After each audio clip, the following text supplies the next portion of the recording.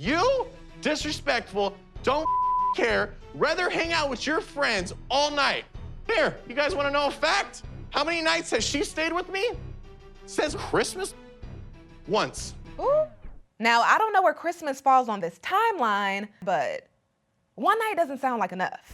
That is not how a wife acts in any country. I don't care what language you speak or anything else. Anyone in the room disagree? Nope, I agree. Mike had what some might call a meltdown. Get with the program or get out. But I call it an explosion. He went off on Natalie. You want to get into this, it's going to be bad, Natalie. First Christmas. How many gifts did I get you, Natalie? And what did you do with all of my gifts? Go ahead. Y'all, just wait until you hear what she did. It was actually worse than I thought. That is childish. It's like a 7-year-old throwing a tantrum. We'll get into what led up to this latest argument that I'm sure has us all saying enough already. How much proof do you need to know that someone is not the one? I mean, the intimacy can't be that good. There's no way. Plus, Andrei got cake thrown in his face by Libby's sister Jen during a nasty fight concerning the family business. Now the question is, did he deserve it? Or are Libby's sisters getting out of control? Jen and Rebecca are acting like teenagers. I'm done with it. I don't want to take it anymore. We're gonna talk about it. Hey 90 Day Fans fam, it's Melicia. Mike and Natalie's relationship continues to dwindle. And Natalie's new friend Juliana has me a little suspicious. Там жить я не хочу. Оставайся у меня сейчас. Спасибо.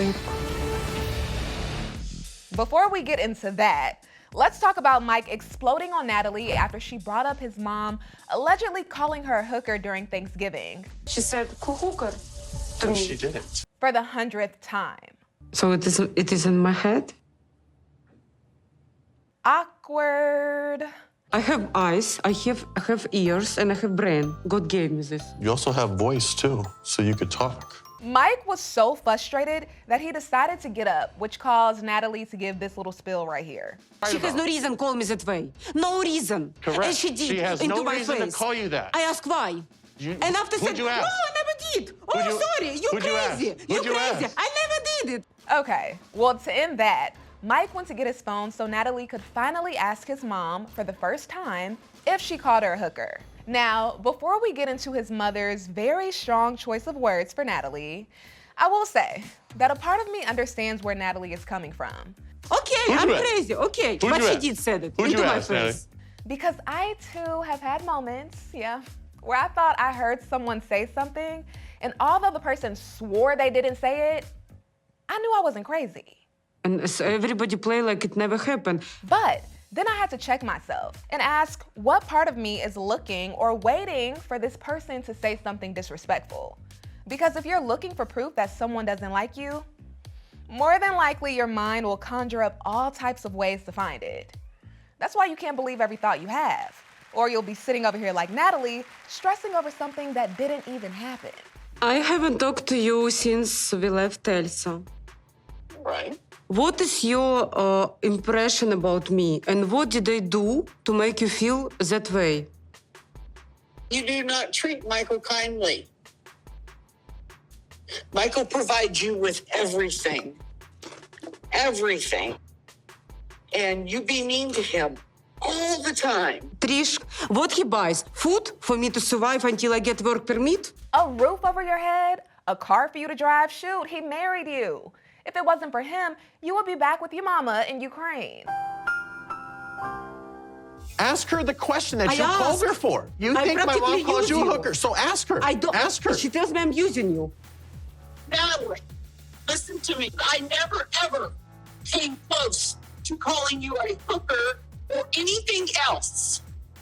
Do you understand me? I never did that. I don't know where you come up with that, but you need to knock it the off. You need to understand that. Why I get mad at you is because you don't be nice to my son. You can't tell me that you love him. I don't believe for a second that you love him. None of us do, Trish. None of us do. It's like Natalie didn't want to find out she was wrong. And all of this got me thinking. Natalie probably thinks Trish called her a hooker because that's how she talks to people. You remember, during the tell-all for season 8 of 90 Day Fiancé, Mike's best friend opened up about a comment that Natalie randomly said to her when they first met over FaceTime. She asked me if all American women were whores or if it was just me. And that was right after the hello, hi, nice to meet you. Yes. Anyway, back to Mike's explosion. You want to get into this, it's going to be bad, Natalie. First Christmas. How many gifts did I get you, Natalie? And what did you do with all of my gifts? Go ahead.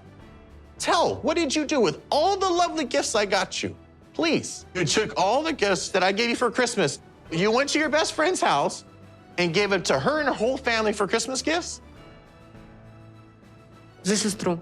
Yes. I'm down for regifting, but that is not the way to go about it. I thought he was gonna say that she burned the gifts out of anger, which I don't know why, but it sounds better to me than giving them away to her friend's family. I guess burning them involves more passion, and giving them away is clearly saying, I don't give a about you or anything that you do. Don't give a about you or anything that you do. That was the perfect song. Oh, and then Natalie hung up on Mike's mom. What are you telling your friends when you're giving all of this stuff to them? Let me speak. I really wanted her to answer that question. Natalie's relationship with her new best friend, Juliana, seems to be causing more issues in her and Mike's marriage. Issues on top of the issues they already had. Listen to this interesting bit of tea that Mike spilled after he revealed that Natalie has only stayed with him one night since Christmas. All the other nights she's been at Juliana, AKA Julia's house. Tell me, Natalie, why? Why? According to Natalie, it's because she and Mike fight a lot. Because you fight and you're ignoring me. No, we don't fight all the time, do. Natalie. We're not fighting. We haven't fought last night. We didn't fight the night before. We didn't fight the night before. We made love the night before. You got up, and 10 minutes later, you were out the door to Julia's house. I have my room there. Oh, you have a room? Wow, she's got a room now. She's an official mover-inner now. She's got a room. Wow. How far am I on the back end? Like, I mean, there are so many people ahead of me that are way more important than me. Your husband. What the is wrong with you? Well, you made the choice to marry her, Mike. Damn! Natalie says she's been gone because Trish called her a bad name, which just sounded like a lame excuse. And Mike felt that. There's just no love at all for me. Nothing. There's nothing. I'm out. I am so over this. Thank you. Have a great night, everyone. Michael, when I'm wrong, I admit. When I'm not, I don't. What can I say? Literally, there's no point. Okay. I asked you 20 questions. Do you love me or anything? I do love you, but you hurt me a lot. I do love you. But the way you treat me, how do I have to feel? I don't know, because you're not home, and I don't know because you don't talk to me. Just watching this got my blood boiling. Because although we don't know everything that goes on in their relationship, I really can't recall Mike treating her badly while on the show. Besides calling off the wedding last minute, and a part of that was understandable. If anything, this man has been too nice and beyond patient. I don't know what Natalie wants from Mike. I think it's one of those situations where they both don't want to be in the relationship, but neither of them want to be the first to walk away. And this Julia woman, she seems cool and all, but I'm not gonna lie. The preview for next week has me a little curious about her and Natalie's relationship. Where's Natalie right now? She's at Juliana's. She's a snake in the grass. She doesn't even like you. I'm not sure where to go with Natalie right now. I am going to try to keep working on it. Question is she going to work on it with me? Я не буду терпеть этого больше. Там жить я не хочу. Оставайся у меня сейчас. Спасибо. Yeah, it was just something about that final grin that got me. I don't know. All right, well, quickly, let's get into Andrei getting cake smashed in his face by Livy's sister. Why are you being such a As we know, Andrei and Elizabeth's siblings have been going at it all season because their dad Chuck has allowed Andrei to get into the family real estate business. And they're basically scared that Andrei is going to take their jobs. Seems like Dad's just kind of like handing him stuff. No, he wasn't. Tensions were expected to go up a notch this episode after Chuck gave Andrei his own house to flip and told him that he could also be the listing agent. We are looking to rent one of the moon bounces for her birthday. So ahead of her daughter's second birthday celebration, Libby updated her sisters on Andrei's latest opportunity so they wouldn't find out at the party and ruin it. I even encouraged him to get his license. I helped him study for the test, but then he doesn't even care that he would be stepping on my toes. He's putting in an effort and he's working hard for it. Too, you have to give him credit for that. He's actually taking money out of our pocket for our families. Yeah. So how is he taking money out of your pocket when you Because guys we aren't would've putting been in an doing this effort? with- He's renovating it and he's flipping it. It's not like it was yours or you had dibs on it. Libby, He it found doesn't this matter. property But with his real Dad's estate investing license. in a property for him, which he could have been investing with in a property with us or me. I get their concern, but it also sounds a little selfish. Fast forward to the actual birthday party. Everyone promised that they would be good. I mean, we're gonna try to set our differences aside today, but it's an elephant in the Obviously. room. Yeah, it's an elephant in the room. But things took a dramatic turn when Andrei tried to cut the cake before they sung happy birthday to the baby. You're not supposed to cut it yet. You have to sing happy birthday to your daughter. What are you doing? Why are you controlling the now, Jenny? Andrei, that's common sense. Yeah, it is. Even after they sang happy birthday, the damn cake continued to be an issue until it ended up on Andrei's face. They're babies. They're not Take gonna your eat that hands big off. cake. What are you doing? Give me a knife. You need Get to your cut it. hands No, off of I'm it. not. I'm cutting my cake. Take your Buying cake. a Take your cake. gun. I don't want the cake. Shove it up your ass. We all know that this is more than just about the cake, which looks delicious, by the way. I can see why Andrei wanted to cut it so quickly. But here is when their real feelings came out.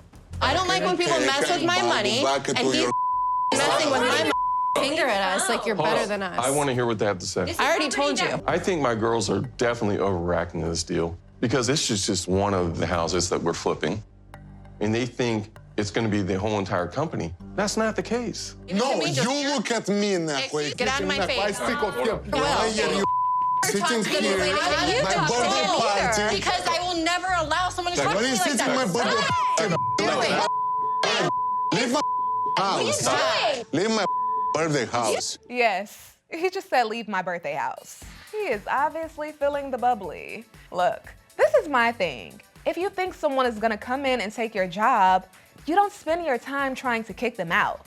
You spend your time working hard to prove that you're irreplaceable. I think my girls are definitely overreacting to this deal. To me at this point, Becky and Jen are just misplacing their energy. And although Andrei can be a little foul at the mouth, he's not really the main problem anymore. They are. Jen straight away threw the cake into my face, and it's disgusting move, and this is the last straw. Jen and Rebecca are acting like teenagers. I'm done with it. I don't want to take it anymore. All right, well, next week, here comes Chuck trying to plan yet another family gathering in an attempt to make peace, even though his attempts have ended in disaster the last few times. I have to have my family back together like it was before. So I'm going to have a family cookout, and I want everybody to be there.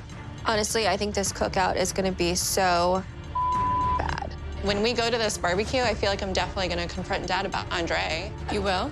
100%. Why not? You're a businessman, Chuck. If this family gathering approach hasn't worked yet, let's try something else. Right now, it's gonna get fiery. Also, when I spoke with Andrei not too long ago, he told me that he was going to expose Libby's siblings. It's gonna come some surprises over here and some investigation that I did and what I knew, what I discovered while working with Chuck, what matters the rest of the family. So it's gonna become interesting because it's not what really everybody was thinking about me. It's actually the reality about the other siblings in my family. Like the other siblings are gonna get a little bit exposed. I'm not sure exactly what he meant by that, but I guess we'll see soon. All right, 90 Day Fans fam, make sure you stick with ET because we are covering it all. I will see you next time.